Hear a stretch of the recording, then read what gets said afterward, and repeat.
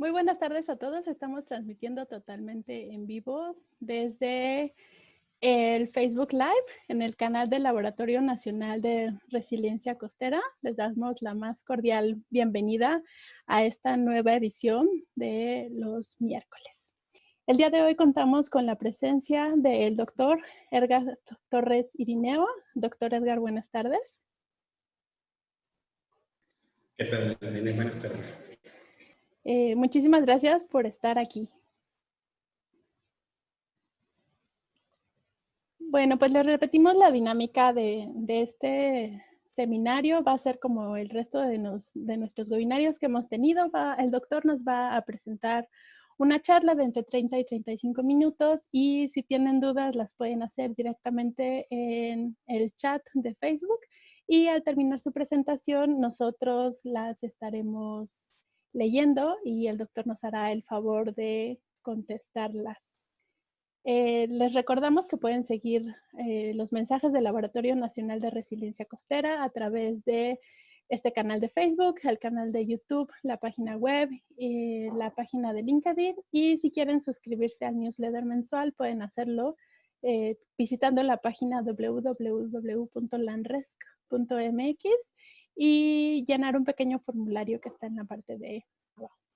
Bueno, pues sin más por el momento, me permito presentar oficialmente al doctor Edgar Torres Irineo.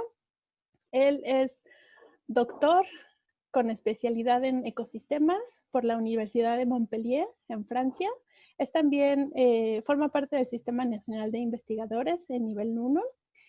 Trabaja actualmente en el Departamento de Sistemas y Procesos Naturales de la Escuela de la ENES, Unidad Mérida, de la UNAM. Y trabaja también con el Laboratorio Nacional de Resiliencia como responsable del área socioeconómica de Celestún. Sus líneas de investigación son la pesquería, la dinámica de flotas pesqueras, la modelación espaciotemporal de pesquerías, la asignación del esfuerzo de pesca y las respuestas adaptativas de pescadores a medidas de manejo.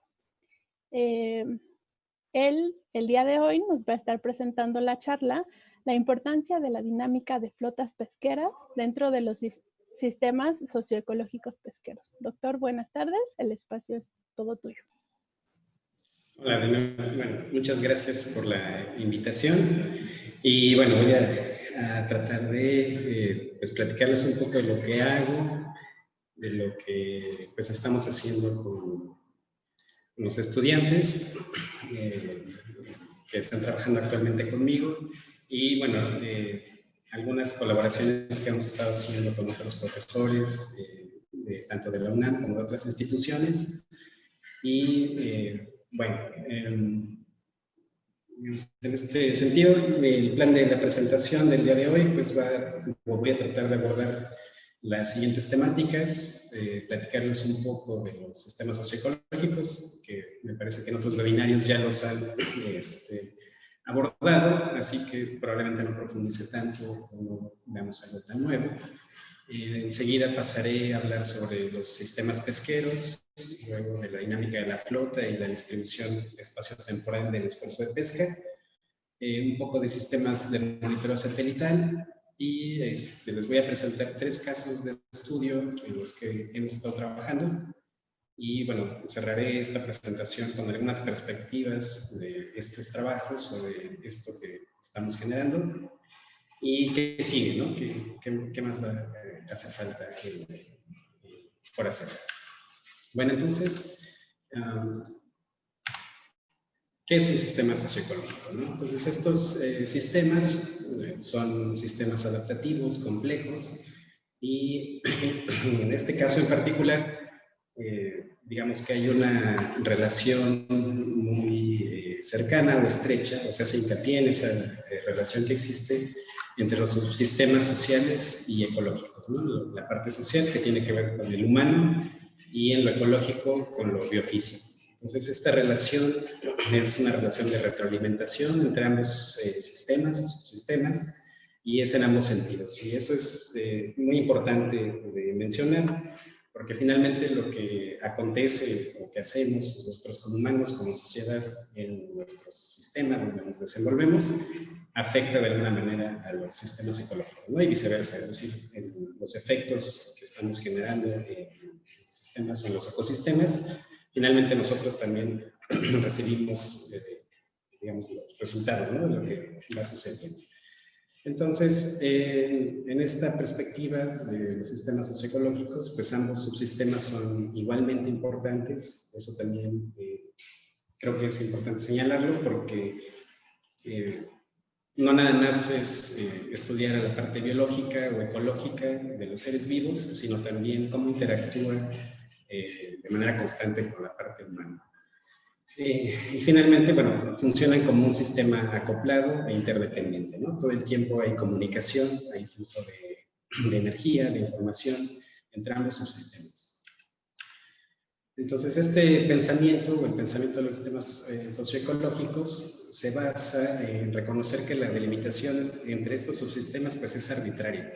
No hay una receta específica para delimitar a los sistemas socioecológicos. De alguna manera, cuando vamos a abordar una problemática desde esta perspectiva, hay que comenzar por delimitar el sistema y, bueno, muchas veces esta delimitación, como lo digo, es arbitraria, pero es importante para poder definir o determinar cuáles van a ser los estresores externos, qué factores de cambio hay al interior, los procesos que suceden en él, etc. Entonces, en estos sistemas, siempre van a estar sucediendo procesos y estos procesos están interconectados.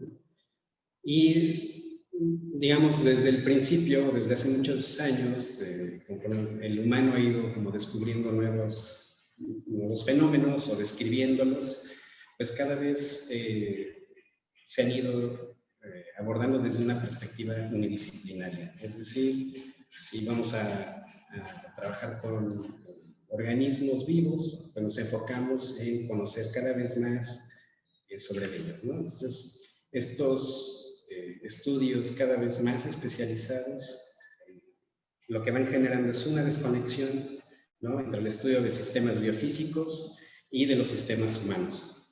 Entonces, normalmente, conforme nosotros vamos, digamos, estudiando más, nos vamos preparando más con posgrados, pues vamos sabiendo muchas cosas de poco, ¿no? Y podemos empezar a perder una perspectiva general o global de lo que está sucediendo en el exterior. Entonces, esta perspectiva, ¿no?, de los sistemas socioecológicos, pues reconoce la necesidad de, por decirlo de alguna manera, de reconectar las perspectivas de las ciencias sociales, ciencias naturales y las humanidades. Entonces, digamos que la tarea, creo yo que es como la más difícil en todo este proceso, es que nos podamos comunicar entre los diferentes actores, ¿no?, a partir de nuestras propias perspectivas, ¿no?, de cómo concebimos el mundo y cómo creemos que debe de ser abordado o dar solución a ciertas problemáticas. Entonces, digamos, con esta perspectiva, pues la idea es poder integrar toda esta información. Entonces, aunque los subsistemas, ¿no?, tanto el sistema social y el natural pueden ser vistos de una manera muy simplista, pues hay aspectos en cada uno de ellos que los vuelve complejos, ¿no?, y, como decía hace un momento, adaptativos. Entonces, en el caso de los sistemas, del sistema social, uno de los aspectos pues, más importantes, ¿no?, está la parte económica, política, tecnológica, culturales, y todo eso, todas las interconexiones que hay entre todos estos aspectos va delimitando lo que va sucediendo en el sistema social. Mientras que en el lado del sistema natural, pues tenemos a los seres vivos, incluso el humano es parte de este sistema natural, somos seres vivos, y ahí suceden pues, todos los ciclos bioquímicos, el ciclo del agua, el clima. Entonces, toda esta conexión que existe entre todos estos procesos están continuamente interactuando y dependiendo de cómo se van dando estas interacciones, estos sistemas pueden tomar rumbos pues, distintos, ¿no? Entonces, por eso esta perspectiva se vuelve o ha tomado gran importancia de diferentes disciplinas. Entonces, eso, digamos, es un resumen, ¿no?, de lo que implica o de lo que son los sistemas socioecológicos. Y bueno, los sistemas pesqueros, ¿cómo encajan en esta perspectiva? Este esquema, digamos, nos muestra por un lado lo que es la parte natural, donde se encuentran las especies. Entonces, en estos ecosistemas, pues vamos a tener comunidades, las especies, el hábitat, y en el caso del mar, pues vamos a tener un ambiente acuático, ¿no? Este subsistema o este ecosistema natural pues va a ver afectado por fuerzas externas, puede ser cuestiones climáticas o por el mismo sistema humano. Tenemos un subsistema humano donde pues, se encuentran sobre todo los pescadores, están los grupos de pescadores, la parte tecnológica, las comunidades costeras que dependen de ellos, todos los establecimientos vinculados a la actividad y todos los procesos que siguen o que están, digamos, en la parte de la postcaptura, ¿no? Y todo esto, o el sistema humano, pues se encuentra en un ambiente socioeconómico. Igualmente va a estar expuesto a fuerzas externas y puede cambiar la dinámica de lo que está sucediendo. De alguna manera, estos dos subsistemas, ¿no?, convergen o se vinculan con un sistema de manejo, ¿no?, donde se lleva a cabo toda la parte de política de planeación, manejo pesquero, desarrollo pesquero, la investigación pesquera. Entonces, este esquema, que a lo mejor es un tanto simple, trata de evidenciar, ¿no?, cómo se encuentran interconectadas y relacionados todos los diferentes elementos que componen un sistema pesquero. Entonces, las pesquerías como un sistema complejo, ¿no?, presentan características de sistemas adaptativos complejos, es decir, todas estas relaciones o interrelaciones que existen dentro de cada subsistema, pues se van adaptando, ¿no?, conforme van sucediendo algunos fenómenos o aspectos que pueden cambiar dicha dinámica, ¿no? Entonces, en estos sistemas adaptativos complejos, pues se va a ejemplificar la dinámica, la interdependencia que tiene la gente y la naturaleza, y pues esto es altamente cambiante y adaptativo, ¿no? Cada vez que hay un fenómeno que puede modificar la dinámica de alguna situación en particular, pues tenemos que adaptarnos, y estos cambios son continuos, ¿no? No son estáticos. Entonces, estos sistemas socioecológicos presentan tres atributos relacionados que van a determinar su futuro: es la resiliencia, la adaptabilidad y la transformabilidad. Y bueno, de esta forma, ya la capacidad de adaptación y autoorganización de los ecosistemas y de las personas pues va a resultar fundamental, ¿no?, para lograr todo el potencial de conservación social y económico de las pesquerías. Y a pesar de que parece una idea simple de que esta actividad o los sistemas pesqueros deberían de ser reconocidos con esta interacción continua entre la parte social y ecológica o ambiental, pues al paso de los años eso ha sido muy difícil, ¿no? Ha estado sobre todo enfocado en la parte ecológica o biológica de las especies de interés comercial, dejando de lado un poco la dinámica del sistema humano o social. Entonces, esta perspectiva de los sistemas socioecológicos ha empezado a tomar fuerza para abordar las diferentes problemáticas en las pesquerías. Y este es un esquema propuesto por McGuinness y Ostrom en 2014 para sistemas socioecológicos, no específicamente para sistemas pesqueros, pero creo que el ejemplo funciona completamente, donde vamos a tener subsistemas o sistemas de gobernanza, los actores, y por otro lado tenemos a los sistemas del recurso, es decir, los hábitats donde se encuentran las especies, y estas unidades del recurso pues son nuestras especies. Cada uno de ellos va a tener vínculos directos que están mostrados por estas líneas continuas, mientras que las líneas punteadas hacen referencia a relaciones de retroalimentación. Entonces, la interacción de todos estos componentes de un sistema socioecológico van a estar aquí en el centro, ¿no?, donde se hacen las interacciones. Tenemos salidas, y lo que va sucediendo y cómo se va rearreglando, reacomodando el sistema, va a llevar información a cada uno de los subsistemas y nuevamente va a haber un reacomodo. Entonces, toda esta dinámica pues, es continua. Como les decía al principio, estos sistemas, pues la delimitación de ellos es un tanto arbitraria, Por lo tanto, también van a tener una continua interacción con otros ecosistemas y también se van a ver afectados por ajustes sociales, económicos y políticos. Entonces, a pesar de que parece algo simple, digamos, hay muchas cosas detrás de cómo funcionan los sistemas pesqueros, y sobre todo esta perspectiva nos puede ayudar a irlos entendiendo mejor. Y bueno, aquí daré tal vez un paso hacia atrás, porque a mí en lo particular me parece que esta idea de los sistemas socioecológicos, la relación más fundamental para que un sistema pesquero exista o esté presente es la interacción entre una especie de sistema predador-presa, donde el predador pues, es el pescador y la presa son las especies objetivas. Entonces, un sistema pesquero con la ausencia de alguno de estos elementos, pues simplemente no existiría, ¿no? Entonces, y digamos, viéndolo desde esa perspectiva, un sistema de predador-presa donde solamente hay dos elementos que están interactuando, podría parecer que es algo simple y fácil de abordar o de entender. Sin embargo, cada uno de estos dos elementos va a estar afectado por una infinidad de cosas, ¿no? Entonces, el punto de partida, sobre todo de lo que yo trabajo y en lo que me enfoco, es básicamente tratar de entender esta relación de retroalimentación entre el pescador y las especies objeto. Ahora, ¿qué factores determinan esta relación predador-presa? Pues para empezar, la disponibilidad de las especies. No todas las especies van a estar disponibles en todos los océanos ni en todas las costas, y esto va a estar determinado en gran parte, por una parte, por la biología de los recursos, que tiene que ver con el crecimiento, la reproducción, la mortalidad.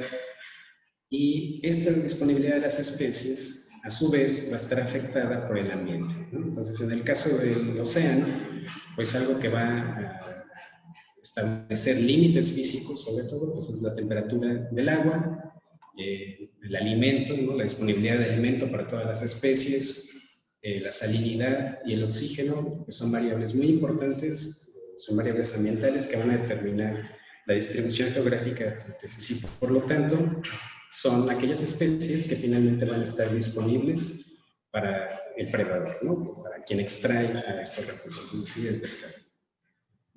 Ahora bien, el pescador también se va a ver afectado por diferentes circunstancias, ¿no? Y a lo mejor las preguntas del millón, que probablemente solo los pescadores lo saben, lo deben de saber perfectamente bien, es qué, cómo, cuándo y dónde pescar, ¿no? Entonces, para responder a estas preguntas, pues tenemos que tener en cuenta y considerar muchos aspectos, ¿no? Desde la parte tecnológica, todos, digamos, a nivel mundial, existe una infinidad de métodos y artes de pesca, los cuales van a permitir efectivamente a los pescadores extraer distintas especies, les puede permitir llegar a ellas independientemente de su distribución, y obviamente la tecnología juega un rol muy, muy importante en la eficiencia de la pesca, ¿no? Por otro lado, pues tenemos a los mercados. El mercado, la demanda de los recursos pesqueros, toda la parte de globalización es muy importante, que finalmente hay recursos que son demandados en otras partes del mundo y conforme se facilita el transporte o el envío, el intercambio de estos recursos pesqueros, pues también favorece la extracción de ellos, ¿no? La parte ambiental también es importante, va a afectar no nada más a las especies, es decir, si hay un huracán, pues es como muy probable que no haya algún pescador cercano al fenómeno o cerca del ojo del huracán por seguridad, ¿no? La propia disponibilidad de las especies también va a afectar la forma en la que los pescadores van a extraerlas. Y finalmente, la parte del clima, es decir, la temperatura, las corrientes, la profundidad, la distancia al puerto de origen, etc. Todo este tipo de aspectos físicos también van a afectar de alguna manera a los pescadores. Entonces, esa relación predador-presa que mencionaba al principio, hace un momento, pues amenazando la información, o tratamos de entender estos procesos, o este proceso, entre esta interacción de los pescadores con las especies. Bueno, entonces la dinámica de las flotas pesqueras, que es parte del tema que estamos abordando, bueno, que quiero abordar en esta plática, pues tiene que ver con 4 aspectos importantes y que va directamente con los pescadores, ¿no? Por un lado, tenemos a la inversión. La inversión tiene que ver ya sea con la entrada de nuevos barcos o salida de barcos a las pesquerías, y también en su tecnificación, es decir, qué tanto invierten los pescadores o las empresas, los armadores, en tener o equipar lo mejor posible sus embarcaciones, y siempre pensando en maximizar las capturas. Esa es la idea. Por otro lado, tenemos el poder de pesca, ¿no? Que tiene que ver con qué tan eficiente son los artes que utilizamos y el área donde los desplegamos para extraer a nuestras especies. Y eso también va de la mano y va muy cercano a la parte tecnológica, ¿no? Mientras más se invierta la industria en tecnología, el acceso a las especies se va a ver facilitado. Por otro lado, tenemos la distribución espaciotemporal del esfuerzo. Eso, como les mencionaba hace un momento, pues tiene que ver con muchos aspectos. Pueden ser regulatorios, puede ser de mercado, puede ser por la disponibilidad de las especies. Entonces, una combinación de todos esos factores va a determinar esa distribución espaciotemporal.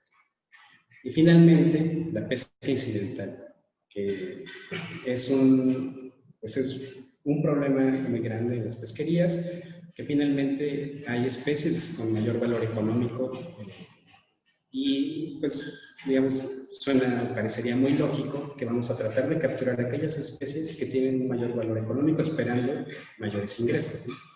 Entonces, esta problemática de la pesca incidental a lo mejor es mayor en la pesca industrial que en las pesquerías artesanales. Sin embargo, de todas formas, hay que considerarlo y hay que tomarlo en cuenta, porque eso tiene un efecto también en los ecosistemas, ¿no? Normalmente la pesca incidental son especies que son capturadas, pero que no son comercializadas. Entonces, normalmente, bueno, si estas se regresan al mar, pues finalmente se murieron los organismos y no fueron utilizados, no se consumieron. Entonces, yo en particular me voy a enfocar en esta parte, en la parte de la distribución espaciotemporal del esfuerzo. Y esa es una línea de investigación sobre la que he venido trabajando desde ya hace un tiempo. Entonces, ¿a qué se refiere esta parte de la distribución espaciotemporal del esfuerzo? Entonces, esta característica dentro de la dinámica de las flotas pesqueras, pues puede ser utilizada para evaluar interacciones de las pesquerías con las especies objetivo y el ambiente, desarrollar y aplicar indicadores de presión de pesca, evaluar el desplazamiento de las operaciones de pesca después de cambios en regulaciones, vedas espaciales o costos de combustible, describir el comportamiento de los pescadores e interacciones entre embarcaciones, y finalmente la industria pesquera también podría utilizar esta información para negociar derechos de acceso a conflictos con otros usuarios. Entonces, la parte espaciotemporal del esfuerzo de pesca es muy importante, porque también de alguna manera nos da indicios de dónde se encuentran las especies que son capturadas, ¿no? Uno esperaría o quisiera poder realizar muestreos biológicos o ecológicos sobre las especies de interés de una manera, digamos, estratificada, con las diferentes metodologías que se utilizan en ecología de poblaciones. Sin embargo, por la distribución que tienen las especies y la actividad pesquera, muchas veces es muy costoso y muy difícil, y solamente depende de la información obtenida a través de las pesquerías. Entonces, de alguna forma es como sustancial poder entender estos procesos de la distribución espaciotemporal del esfuerzo. Y bueno, tener acceso a la información espacial de las embarcaciones, pues no es sencillo, ¿no? A nivel mundial, en muchos sitios, pues sí se conoce, se tiene ese tipo de información, sobre todo con flotas industriales. Desde hace mucho tiempo, los mismos pescadores o los mismos capitanes proveen sus bitácoras de pesca, y en estas bitácoras pues ellos establecen los sitios donde realizaron alguna operación de pesca, es decir, donde desplegaron el arte que trabajan, qué especies capturaron, los volúmenes, y entonces tener acceso a esta información pues ha sido muy importante, ¿no? Sobre todo para la evaluación de muchas pesquerías.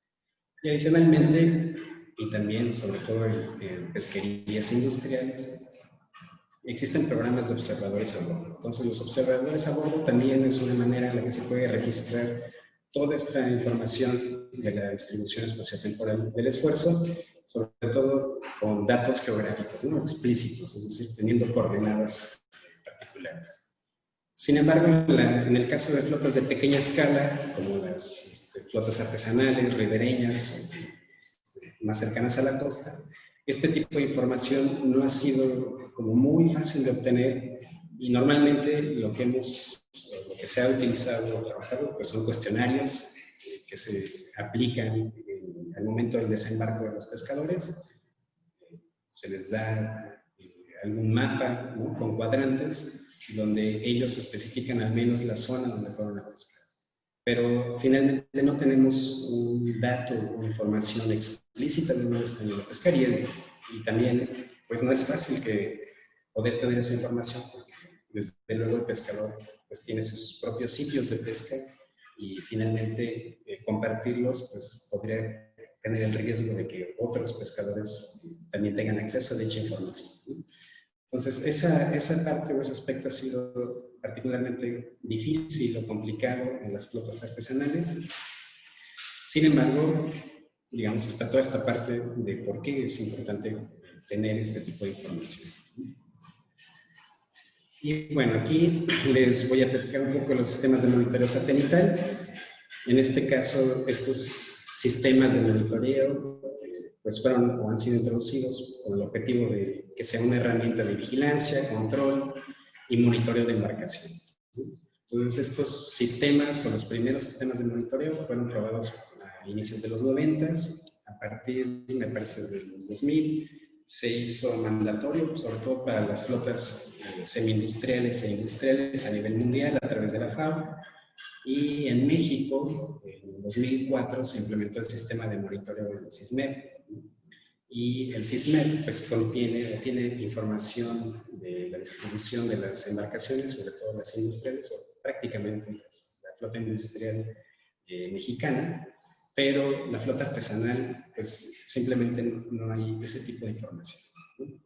Entonces, estos sistemas de monitoreo pues son sistemas de seguimiento continuo en tiempo real, pueden tener o puede haber esa información instantánea.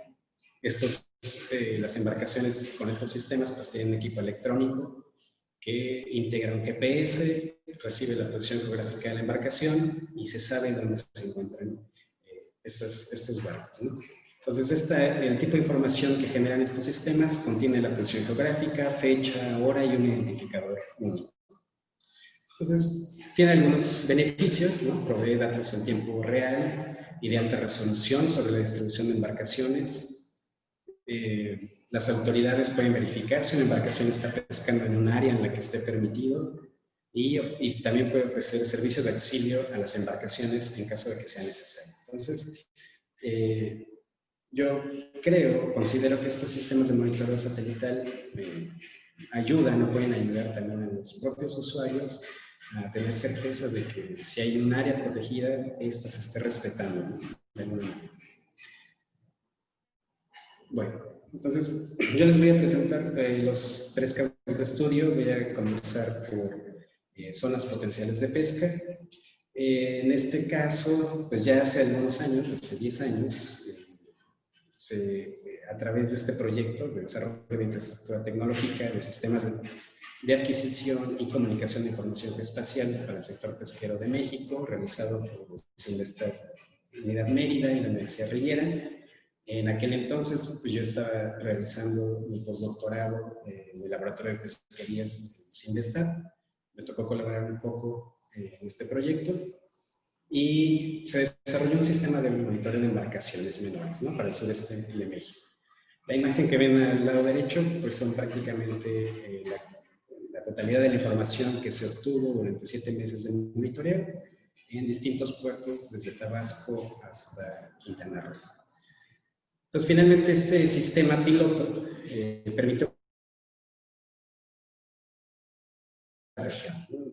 Si bien, como les decía hace un momento, la información espacial que hemos podido, o se ha podido obtener muchas veces a través de cuestionarios, en este caso, pues se pudo lograr, ¿no?, a través de este sistema de monitoreo, tener información explícita de la posición de las embarcaciones. Sin embargo, una de las limitaciones de este sistema de monitoreo es que no refleja las actividades de pesca. Y entonces, pues todos estos puntos amarillos que ustedes ven en el mapa, pues no sabemos si los pescadores están pescando o si solamente están en tránsito a sus sitios de captura. Entonces, lo que hicimos, o lo que nos pusimos a trabajar, fue tratar de determinar a partir de estos puntos zonas potenciales de pesca. Para este caso, digamos, adaptamos de alguna forma un tipo de modelos estadísticos que tratan sobre la distribución de especies, y normalmente lo que necesitamos es tener presencias y ausencias. Entonces, en este caso, y previo a la aplicación de los modelos de distribución de especies, se realizó una clasificación de estas coordenadas geográficas para determinar en qué momento potencialmente estarían pescando los pescadores y en qué momento solamente estarían en tránsito.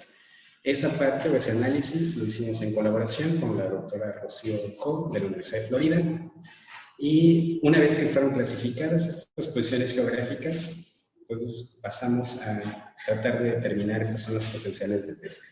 Para esto utilizamos variables ambientales como la temperatura superficial del agua, la profundidad, la distancia a la costa y corrientes, ¿sí?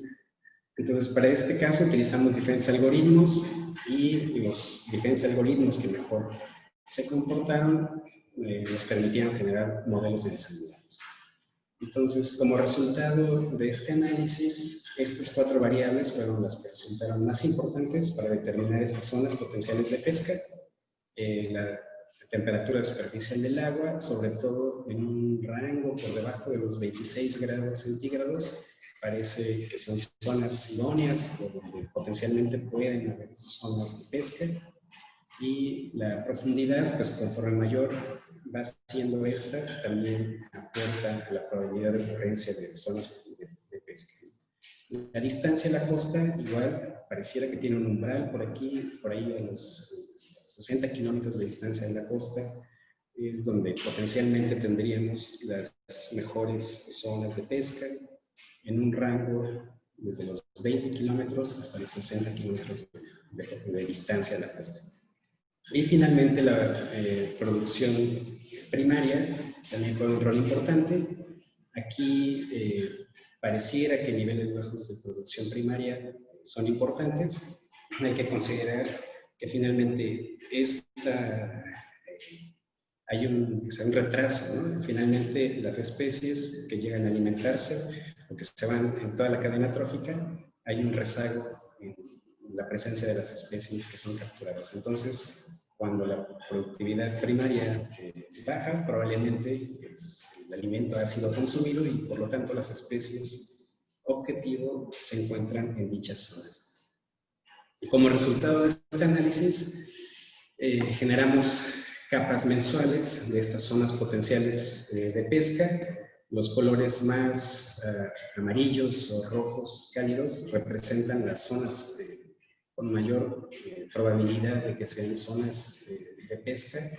Aquí también cabe aclarar que la distancia a la costa nos sirvió como para delimitar precisamente qué tanto puede llegar una embarcación pequeña, ¿no? Las embarcaciones artesanales pues, suelen hacer viajes de un solo día y tampoco se alejan mucho de la costa, ¿no? Sí es necesario que estén cercanos, sobre todo por el combustible y por seguridad. Entonces, estas personas finalmente nos permiten conocer a grosso modo potencialmente cómo se van distribuyendo los pescadores, ¿no? O esta asignación de espacio temporal del esfuerzo de pesca. Y bueno, si bien para nosotros fue como un gran avance o conocer o determinar estas zonas, finalmente nosotros no podemos saber con exactitud qué es lo que se está pescando. O sea, sabemos que potencialmente pueden ser buenas zonas para la pesca en general, pero no sabemos qué especies son las que se van a encontrar ahí, ¿no? Potencialmente.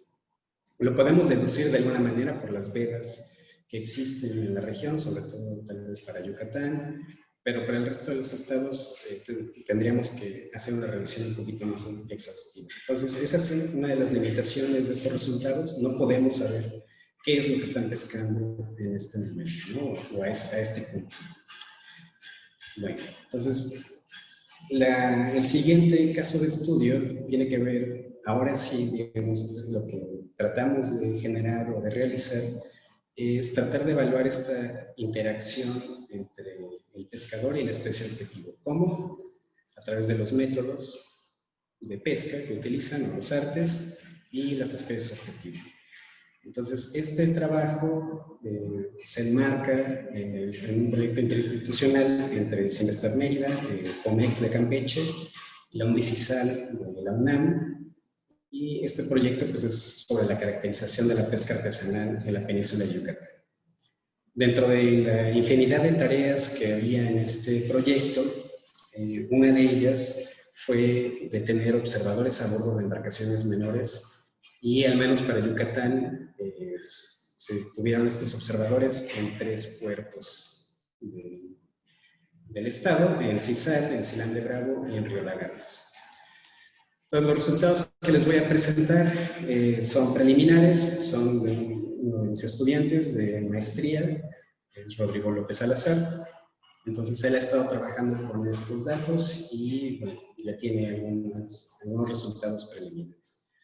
Entonces, no les voy a contar toda la parte metodológica, si tienen dudas, pues me pueden contactar, no hay ningún problema. Previamente a determinar estas zonas potenciales de la interacción entre métodos de pesca y especie objetivo, el trabajo utilizó algunas técnicas multivariadas para determinar precisamente estas interacciones, es decir, los métodos de pesca que son utilizados en la región normalmente no están, o digamos, no son tan especializados, es decir, no sacan una única especie objetivo, sino pueden sacar una alta diversidad de ellas. Y él evaluó o está evaluando 2 métodos de pesca, el gareteo y el buceo con compresor. El gareteo, para aquellos que no son de la región, pues es un método de pesca especializado en el pulpo, en la captura de pulpo, y es altamente selectivo. Entonces, ¿qué sentido tendría analizarlo si sabemos que es altamente selectivo? Pero bueno, hemos notado que algunas veces con este método de pesca, en esta variante, algunas ocasiones los pescadores también utilizan un cordel o una línea de mano para capturar escama o peces demersales. Por lo tanto, la composición de las especies, de las capturas, pues puede ser también diversa. Entonces, la idea aquí era tratar de determinar cuáles son las especies más importantes que son capturadas dentro de estos métodos de pesca. Finalmente, a lo mejor capturaron en general 15 especies, pero de esas 15 especies, tal vez 5 son las más importantes. Y más importantes nos referimos a que están más presentes o continuamente están más presentes y más abundantes en las capturas. Y eso, entonces, es como nuestro foco de atención. Y entre los resultados más importantes que ha obtenido Rodrigo, esta interacción entre el gareteo y el pulpo, que era lo esperado, ¿no? Eso no hubo ningún problema. Hubo algunas diferencias estadísticas entre los 3 puertos que fueron analizados, sin embargo, el pulpo siempre fue el más recurrente. En el caso del buceo, la relación más importante que salió a relucir fue con el boquinete. Nuevamente, para el caso de Cizal y Silán de Bravo, perdón, de Silán de Bravo y de Río Lagartos, coincidían, no hubo diferencias significativas en su composición de especies. Sí lo hubo con Cizal, pero en los 3 puertos la especie más importante siempre fue el boquinete. Entonces, por esa razón nos enfocamos en estas 2 interacciones entre los métodos, entre el método de pesca y la especie objetivo. Bueno, nuevamente echamos mano de los modelos de distribución de especies para determinar zonas potenciales de pesca, pero para estas interacciones, ya no para la pesca en general. Entonces, aquí la idea ya fue generar estas capas de distribución potencial específicas para las interacciones entre los métodos de pesca y las especies variables ambientales. Rodrigo ha ajustado algunos modelos y aquí les presento únicamente los resultados para la interacción entre el buceo y el boquinete. Entonces, nuevamente, en este caso, los colores más oscuros son los donde menos probabilidad hay de la presencia de las especies. Los colores más cálidos o hacia amarillos representan una mayor probabilidad de presencia y solo me gustaría aclarar que no es una representación ecológica de la distribución espacial de las especies, sino de la interacción entre los métodos de pesca o el método de pesca con las especies.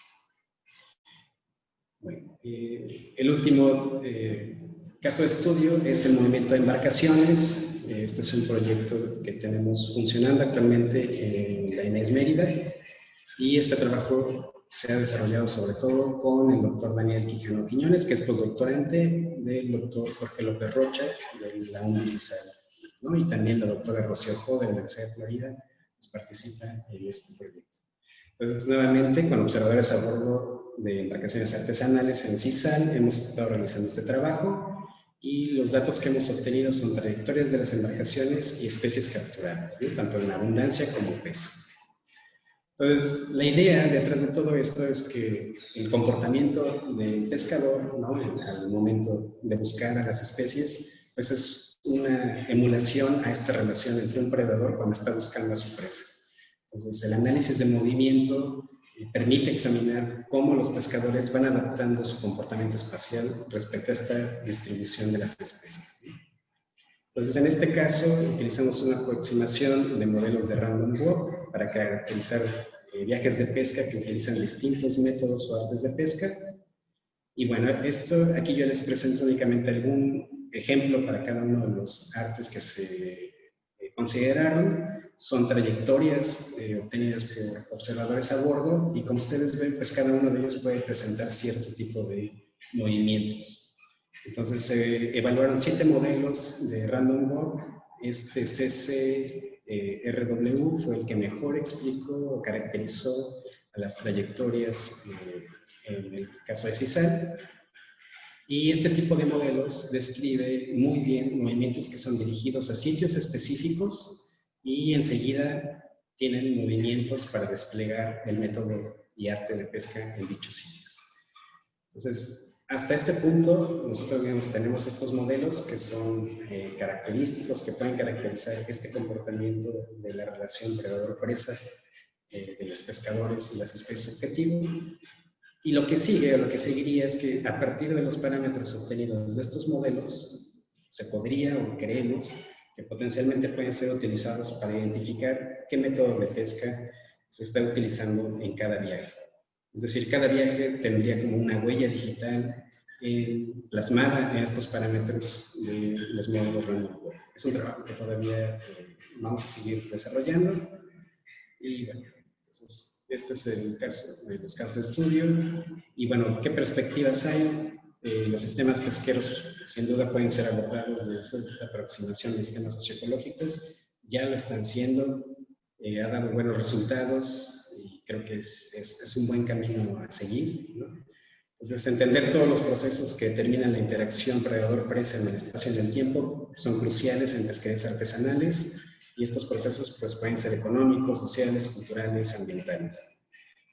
La información generada de esta interacción pues, puede ayudar a generar un esquema de manejo espacial para pesquerías artesanales como refugios pesqueros. Es decir, no significa que ellos, a partir de esta información que se está generando, ya se puedan determinar refugios, simplemente es información adicional que tiene que ser complementada con otras cosas, pero a la actualidad no existe una planeación espacial para las pesquerías artesanales, ¿no? Sobre todo porque no sabemos a dónde están yendo, ni qué se está capturando, ni en qué momento, ni en el espacio, ni en el tiempo, ¿no? Entonces, por eso es muy importante considerar toda esta parte de la dinámica de la flota en el estudio de los sistemas socioecológicos pesqueros. Y bueno, ¿qué sigue con nosotros o para nosotros? Pues por un lado que Rodrigo termine los análisis que está haciendo para determinar estas zonas potenciales de método de pesca y especie objetivo. Un estudiante de licenciatura, Alejandro Villanueva, va a trabajar con factores que llevan a los pescadores a utilizar un método de pesca en particular. Esto, digamos, es el proceso previo a la operación de salir al mar. Entonces, este es un trabajo también bastante interesante. Y tenemos otro estudiante para la maestría, que es Miguel Ángel Osnaya, que la idea es caracterizar el uso de estos métodos y artes de pesca con análisis de movimiento de embarcaciones y métodos de clasificación, ¿no? Esta información deberá ser cruzada con la información de la composición de especies para poder tener una mayor certeza en la clasificación de los artes de pesca que están siendo utilizados por esas embarcaciones. Y adicionalmente, Vanessa Oviedo está realizando su tesis de maestría para determinar la diversificación de estrategias de pesca a partir de redes socioecológicas, ¿no? También eso es importante sobre cómo se van adaptando los pescadores a diferentes circunstancias en las que tengan que afrontarse en adelante, ¿no? Y bueno, ya solamente agradecer pues, a cooperativas, pescadores que siempre nos han permitido trabajar con ellos, que colaboran con nosotros de manera muy cercana. La confianza que han tenido en nosotros es invaluable. Y bueno, el equipo de trabajo de campo, colaboradores de otras instituciones de investigación y privadas, y pues sobre todo los estudiantes, ¿no? Los estudiantes que contribuyen en campo, análisis de información y el entusiasmo que siempre tienen para trabajar. Y bueno, por mi parte sería todo. Muchas gracias. Muchísimas gracias, doctor Edgar, por esta interesante plática. Habíamos estado escuchando en otras ocasiones, en los webinarios de la ANRESC, sí temas relacionados, pero nunca habíamos escuchado sobre las flotas pesqueras, así que está muy bien su contribución.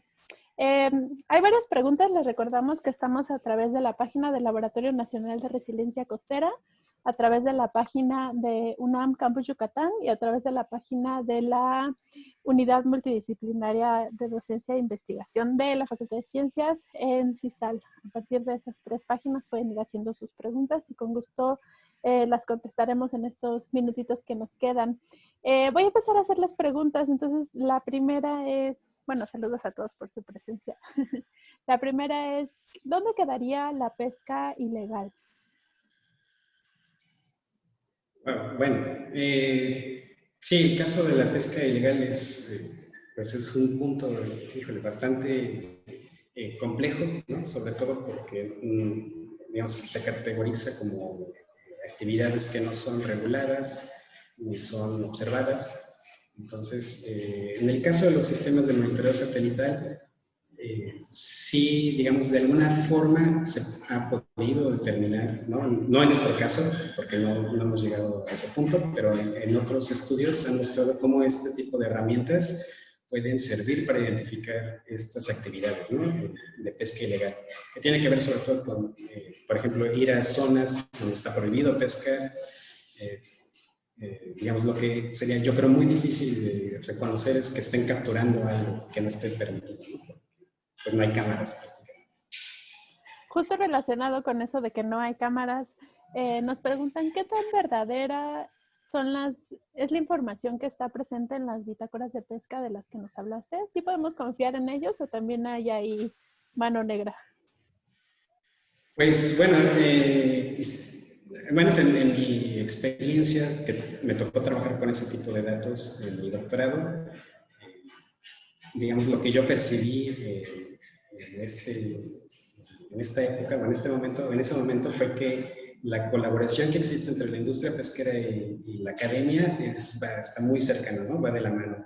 Entonces, esa información creo que al menos con ellos era confiable o es confiable.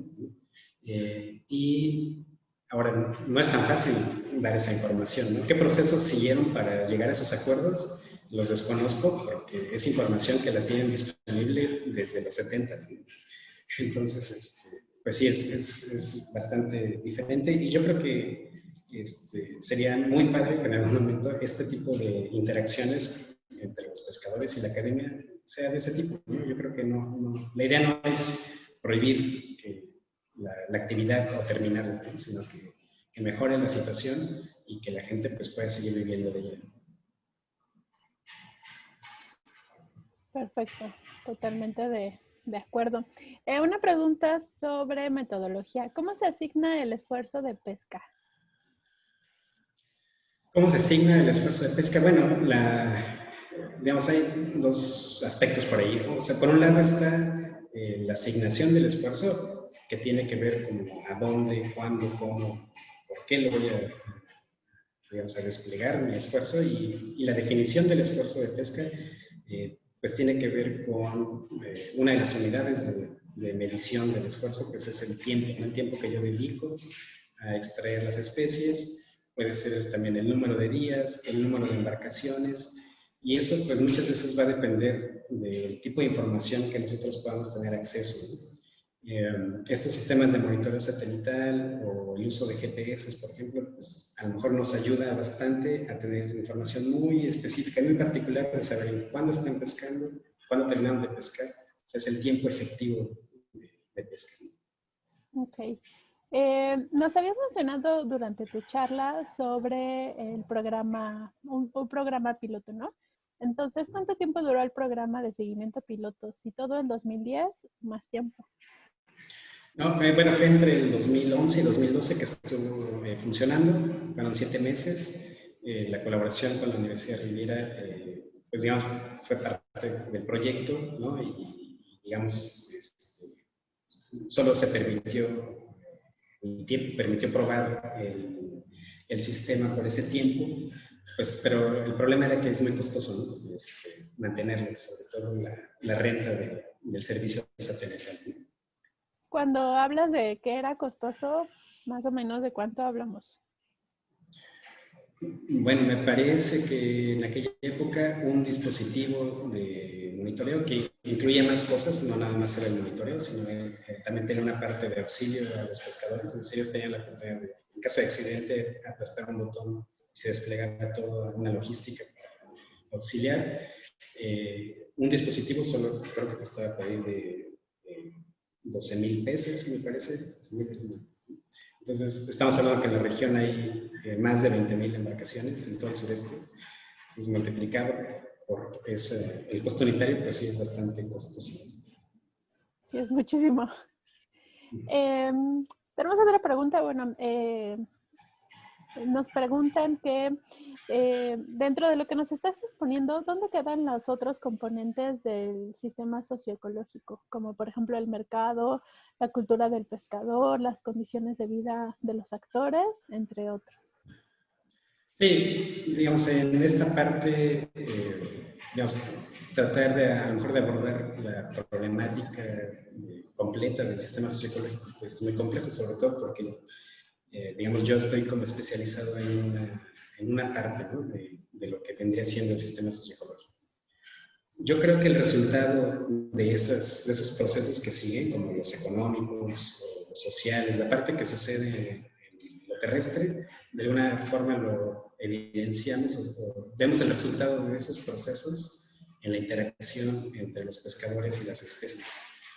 Y por eso quise mencionar un poco de los trabajos que vienen o que se siguen haciendo, porque en el caso de la tesis de licenciatura con Alejandro, precisamente se está tratando de entender estos procesos en tierra, ¿no? Es decir, ¿qué nos lleva a que hoy vamos a pescar pulpo o vamos a pescar escama? O sea, puede ser una cuestión ambiental, puede ser una cuestión de precio, de económica, y ahí es donde queremos tratar de entender esos procesos, ¿no? ¿Cómo funciona? Está bien. Justo retomando este tema, nos habías mencionado los trabajos de tus alumnos, ¿no? ¿Nos puedes repetir tu correo? ¿Tienes algún proyecto en el cual se pudiera ingresar más gente? Platícanos cómo podemos trabajar contigo. Bueno, sí, bueno, mi correo es edgar.torres @enesmerida.unam.mx y bueno, ahorita tenemos este proyecto de la caracterización del movimiento de las embarcaciones. Este es su primer año, va a terminar el primer año. El siguiente año termina en diciembre de 2021 y pues información se sigue generando, afortunadamente, a pesar de la pandemia. Hemos tenido la oportunidad de seguir yendo al campo. Bueno, los observadores han tenido la oportunidad de seguirse subiendo a las embarcaciones.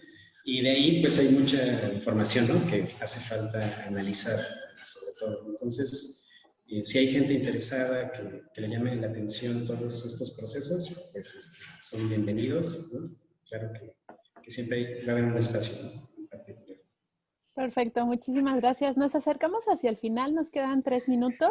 Un par de preguntas. Les recordamos que si tienen preguntas, ustedes háganlas y se las haremos llegar al doctor Edgar Torres Irineo para que nos haga el favor de contestarlas y nosotros se las ponemos ahí en el chat. Nos preguntan, ¿qué tan confiables son las zonas potenciales de pesca y si son suficientes para definir refugios pesqueros o áreas marinas protegidas? Pues, digamos, yo diría que son confiables dentro de las limitaciones que tenemos o que hemos tenido con el tipo de información que estuvimos trabajando. Digamos, la parte ambiental o las variables ambientales con las que nosotros generamos esos modelos, esas capas que les mostré, pues son promedios mensuales de las variables que teníamos o con las que estuvimos trabajando, ¿no? Mientras que la actividad pesquera pues, es muy dinámica, es diaria. Digamos, las escalas en las que están pues, pueden variar un poco. Yo creo que, digamos, pueden ser utilizadas, puede ser una primera entrada para tenerlas en cuenta, considerarlas, sobre todo, como les decía, para la planeación espacial de las pesquerías artesanales, porque no la tenemos de manera precisa y a esta escala no está tenido. Entonces, yo creo que en general sí son confiables. Ok. Justo hablando de estimaciones, ¿han estimado, bueno, has estimado el número de viajes necesarios para que sea representativa de la flota de CISAL? ¿Y cuál es la cobertura que has tenido?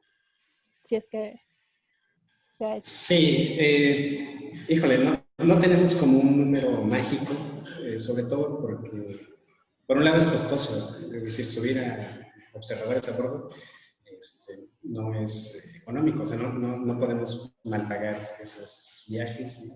Tratamos de que sea algo relativamente justo en medida de lo posible, sobre todo el presupuesto. Pues actualmente nosotros tenemos a 3 observadores.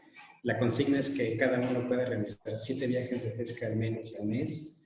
Sin embargo, por ejemplo, ahorita en época de nortes o apenas que pasó el huracán, pues prácticamente fueron casi 15 días que no pudieron salir a trabajar, ¿no? Entonces eso dificulta mucho y en la pesca es muy común esto, no podemos tener un número mágico y es decir, tenemos que trabajar con lo que tenemos, ¿no? Entonces, aunque sea poca la información, hay que hacer algo.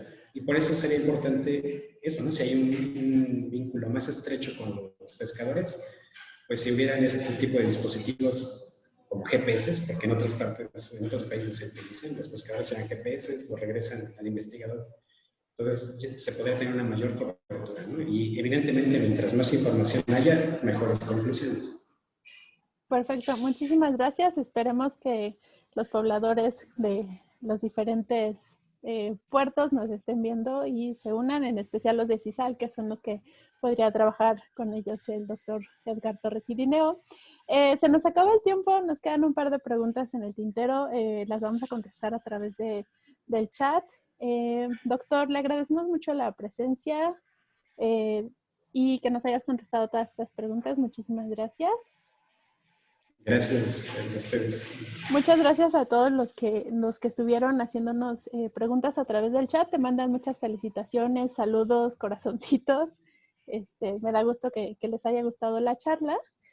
Y los esperamos el próximo, bueno, el viernes 30 de octubre, en donde vamos a tener un webinario especial, porque vamos a hacer 3 en estos webinarios y vamos a hablar sobre políticas públicas. Entonces, es todo por el día de hoy. Muchísimas gracias, doctor, nuevamente por su presencia. Gracias. Y a todos ustedes por estar aquí. Nos vemos pronto. Hasta luego.